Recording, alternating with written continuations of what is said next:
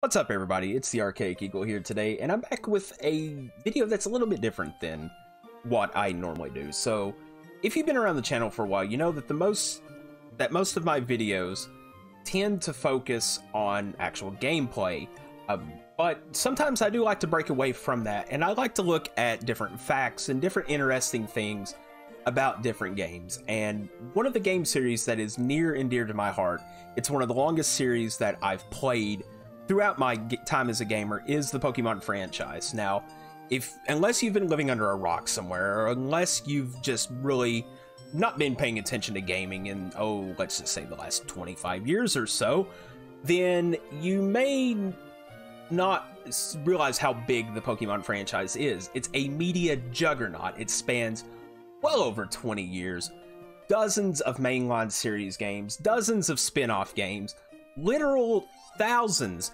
of anime episodes. And as I was thinking about just how big the series is, it also kind of got me thinking about all the different little interesting facts that exist within these games. These are games that have spanned multiple different consoles, multiple different generations, multiple different ideas, and there's a lot of really sort of interesting facts that are there to really kind of pick through. And that's what I would like to do today. Today, I'm going to go through some interesting tidbits about the Pokemon games. These are things that you may or may not have noticed or really thought of, and I just kind of wanted to go through them today and take a look at them and just share my thoughts with you. So, without further ado, let's get started. So we're going to do things a little bit out of order. Instead of starting off at the very beginning of the games, we're actually going to hop over to the end of the games, and we're going to start off with the Pokemon League champions.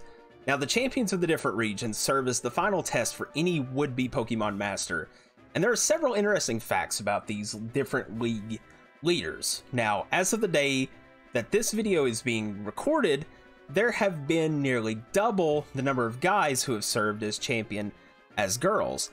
The guys being Blue, Trace, Lance, Wallace, Steven, Alder, and Leon, and the girls being Diantha, Cynthia, and Iris. The number of guys actually balloons out a bit if you take into account the Sword and Shield expansions, Isle of Armor, and Crown Tundra, as you find out that both Mustard and Peony have served as champions of the Galar region. And this really shows just how many guys have served as champion as opposed to girls, because this balloons the number out from a whopping 7 all the way up to 9. And it's really kind of unfortunate that there's not as much representation of girls as champions as there is guys, and hopefully Game Freak will try to address this moving forward with different games in the series. Now, sticking with champions, to date, only the Gen 3 and Gen 5 games have had different champions between releases within the same generation in the same region.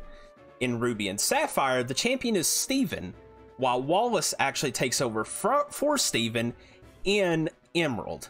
Now, in Black and White, Alder serves as the champion, while in Black 2 and White 2, Iris actually takes over as champion, really taking over after serving as a gym leader. Now, whereas in Emerald, it's meant to serve more as a retelling of the Ruby and Sapphire story, Black 2 and White 2 actually serve as direct sequels, but they're set within the same region, and it goes to show the passage of time. Obviously, Alder is no longer the champion, and instead Iris has taken over. And it's really interesting to think about how time has actually progressed. Real life time has obviously progressed since the release of Red, Blue, Yellow, and then of course Green in Japan. But it's also fun to look at how time has actually progressed within the different games in the series itself. Now, before we move on from the champions, there's one more fact that I want to take a look at. Now, excluding the character quote-unquote champion of the Gen 7 games, there have been more champions who have used a variety type team, meaning they use multiple different types and utilize multiple different strategies Then there have been monotype teams. To date, the multi-type teams have included Blue, Trace, Cynthia, Alder, Diantha, and Leon, while the monotype champions have been Steven, Wallace, Iris, and Lance. Now, if you go ahead and count in the Sword and Shield expansions, Mustard was actually a variety team champion when he was the champion of the Galar region, whereas Peony was actually a Steel type mono type user. So it really kind of goes to show just how many different strategies there are and many different possible ways that there are to achieve success, but it also seems to kind of show that there's more of an emphasis on sort of the competitive side of things, because in competitive battling, which I'm honestly not that good at, it makes more sense to use a wide variety of types to cover different weaknesses and utilize different strategies. And realistically, it doesn't make a lot of sense to utilize just one type, and that change has kind of become evident as there have been fewer and fewer monotype champions that you actually face as the series has progressed. Moving on from the champions, we're going to take a look at the different trainer classes. Now, as you go through your journey through the games, you're going to encounter many different trainer classes. Oftentimes, these are centered around a certain aesthetic, such as bird keepers using all bird teams, fishermen using all aquatic and water type Pokemon, youngsters using the early route Pokemon, etc. And over time, there have actually been tweaks and changes made to some of the different trainer classes. One immediate example that's obvious is the changing of the junior trainer class to the picnicker and camper classes for girls and guys, respectively. Now, one trainer class that's been sort of an issue of controversy throughout the series has been the Gambler, or as it was later renamed, Gamer trainer class. In the original red, blue, yellow, and green releases, the Gambler was meant to portray sort of the stereotypical Japanese gambler. However, as the games began to gain traction in the West, the idea of using gambling as a main plot or gameplay point didn't sit well with a lot of different parents or oversight groups. So with the Fire Red and Leaf Green re-releases of the Gen 1 games, this class was actually renamed to the Gamer class to kind of eliminate any connotations of gambling. And in Diamond and Pearl and Platinum, this class was actually renamed to the PI, or Private Eye class. And since Heart Gold and Soul Silver, which were released in 2009 in Japan and 2010 in North America, the Gamer class has actually not appeared in any new mainline games. Now, the Let's Go games, which are remakes of the Gen 1 games, include the Gamer class, but since Heart Gold and Soul Silver, Game Freak and Nintendo have obviously tried to move away from any connotations of gambling. This is also evident with the fact that the Mobile Game Corner no longer exists in the Omega Ruby and Alpha Sapphire re-releases of the Gen 3 games. Now, sticking with trainer classes, one thing that does seem that you may not notice immediately, but as you play through games repeatedly, you kind of begin to notice, is that there are certain trainer classes that are really sort of region locked. They're trainer classes that will only appear in one region. These include the Engineer class, Medium class, Sightseer, Kindler, and others. Typically, these classes are related to the different aesthetic of the different games, such as the Sightseer class appearing in the Alola games because it's meant to represent Hawaii, which is obviously a major tourist destination. It's the Hawaiian paradise. And the Medium class appearing in the earlier games, and they typically are representative of the historical and cultural heritage of Japan. The Medium class is a class that hasn't really appeared as much in any subsequent releases of the games. And again, it's mainly due to the fact that they don't fit the region or the aesthetic that is trying to be presented. Now, moving on from the different trainer classes, we're going to take a final look at some other trainers within the Pokemon universe. If the everyday trainers that you encounter are small stepping stones on your way, and the Pokemon League champions represent the highest pinnacle, then in the middle you have to have some decent sized challenge, and these would be the gym leaders. Now, gym leaders usually represent a certain city's Pokemon gym. They usually a specific type, usually following a specific gimmick, and they are those intermediate steps that you have to take. They test you to see how you're progressing, if you have what it takes to actually make an honest run at winning the championship. And one of the most interesting facts is dealing with the Dark type.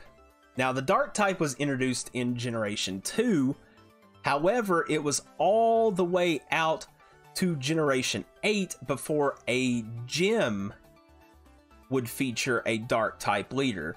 Now, there was a Island Kahuna in Alola who used Dark types, but again, these are specifically focusing more on different gym leaders under a gym type challenge. I'll actually look at the Alolan region in its own separate video.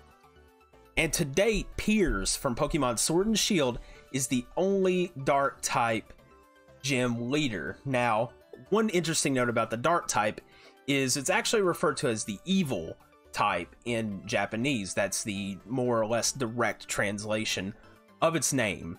And I doubt that that has anything to do with why it's taken so long to give a gym leader the Dark type, as there have been Karen and Sydney from the different Pokemon leagues who have been Elite Four members. But it's just really, again, surprising that it's took so long for Game Freak to get around to actually having a gym challenge feature a Dark type gym leader. Now, double battles are not a new concept if you've played the newer edition games. However, they were a brand new concept, a new shiny concept, all the way back in Generation 3's Ruby, Sapphire, and Emerald. Now, to date, the Moss Deep Psychic Wonder Twins, Tate and Liza, are the only multiple gym leaders, plural, that are fought as part of a double battle. I make this distinction because Raihan in Sword and Shield actually features double battles as his gym gimmick in a way. But to date, the two twins are the only multiple gym leaders representing a single gym who are fought as a double battle. Now, another point is that there have been multiple gym leaders to represent a single gym, these being Chili, Cress, and Cylon in the Black and White games. However, they're not fought as part of a double battle. You actually will only fight one of the leaders based around which starter you chose at the beginning of the Black and White games. Now, it's obvious that no gym leader can perpetually hold their position. A good example of this is with Opal in Sword and Shield, who actually uses her gym battles as a testing ground to determine who's going to take over the gym when she finally decides to hang everything up. Now, keeping with this, there have been a couple of different gym leader challenges that are canon, meaning they've happened within the story either as a direct result of the actions of the player or have happened over time. The gym changes that have occurred are Giovanni to Blue, with Giovanni being the former leader of Team Rocket, who's defeated by Red in the original games. Koga, who actually leaves his gym in Fuchsia City to take over as a member of the Elite Four, turning over the reins to Janine. Wallace to Juan, with Wallace actually dropping his gym leadership of the Setopolis gym to take over as champion of the Hoenn League. Flannery's grandfather to Flannery. This is something that's made note of both by Flannery herself and by the different people of Lava Ridge Town, who note that she had just recently taken over the gym. Piers to Marnie, and then finally Opal to Bede. Both of the last two occurring in Sword and Shield and actually directly happening within the plot of the game. Now, it should be noted that while not a official leader change, Sabrina actually defeats the Karate King back in the Generation 1 games in Saffron City to usurp his position as the head gym of Saffron City, with him being demoted to a minor gym and Sabrina's psychic gym taking over as the primary gym of Saffron City. So that is actually going to wrap up all the facts that I have today. I hope you've enjoyed this. These are facts that they're not really facts that you would normally encounter on a different facts type video of the Pokemon series, but they're little things that I've noticed just having played the games pretty much my entire life, and I just thought they were really interesting and I wanted to share them with you today. If you've enjoyed this little fact video and you want to see more, please let me know. Drop a comment down below in the comments section. Tell me what you think. I may have made some mispronunciations. I'm not going to pretend to be perfect with that. I'm from the South, so I have that really thick hillbilly accent. In fact, every time I open my mouth, more often than not, you can hear the faint sound of banjos playing in the background. But if you have enjoyed, let me know. And if you haven't already, make sure to hit that like button. Make sure to hit that subscribe button. That way, you're getting notified about when my new videos are going live on the channel. I really hope you've enjoyed this video. I've had a lot of fun researching these facts, and I hope you guys like them, and I would really like to continue this series. But I'm going to wrap everything up here. One more time, I hope you have enjoyed, and I will talk to you all next time.